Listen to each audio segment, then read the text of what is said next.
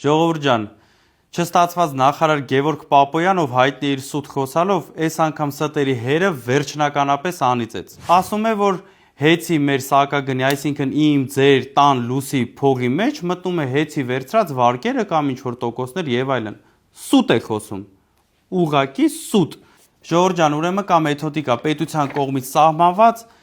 հոսանքի սակագնի իմ, ձեր, տան, լույսի սակագնի մեթոդիկա, որը պետությունն է կազմել, պետությունն է գրել, որտեղ որ չկա գետ մի կետ, որտեղով որ երևում է, որ հեծի վերցրած վարկերի տոկոսները ներառվում են մեր, ձեր տան, լույսի փողի մեջ։ Չկա այդպես բան։ Սամվել Կարապետյանը վճարում է իր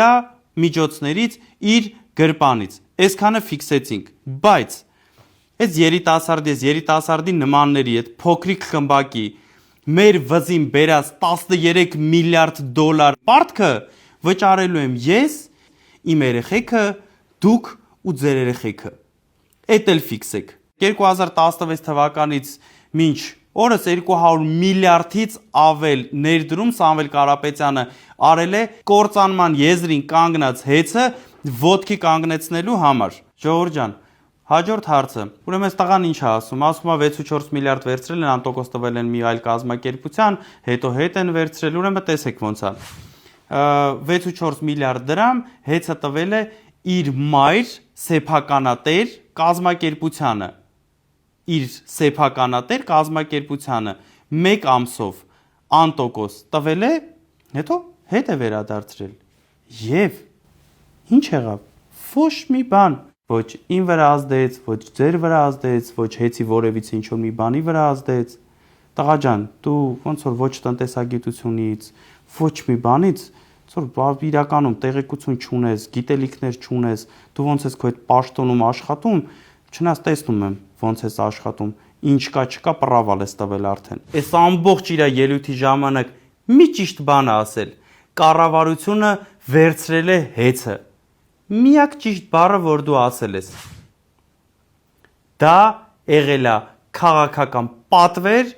որը որ կատարել եք։ Թալանչին ու կողոպտողը հենց դուք եք, ձեր թազա հարստացածներով, պետական բյուջեն կերածներով, պետական պարտքը շատացրողներով, դու ավելի լավ էր մնայր գոտիդ ծախեր, այդ գործը նորմալ է իրանում։ Մենք հիմա այսքան պետական պարտք վզներից չէինք ունենա։ Ու մեկ էլ այդ տղան խոսում է, թե ում այդքան փող տան, բիզնես չի անի, գործարան չի կառուցի։ Դու ինչ ունես արած, դու ինչ կարաս անես, այո,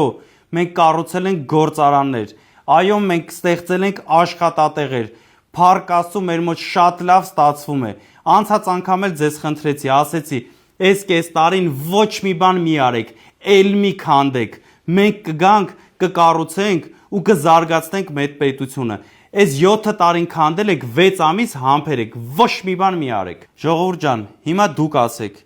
ինչ է կոչվում այն մարդը, ով մեղադրում է արդար մարդուն ու գիտի, որ սուտ է խոսում։ Հասկանում եմ, բայց խնդրում եմ առանց հայհոյանքների։ Չի ֆայմել գոնե ճանապարհին զանգին Մեսրոպին ՀՑԿՀ-ի, գոնե մի երկու հատ հարց տար, այդքան խայտարակ չլիներ։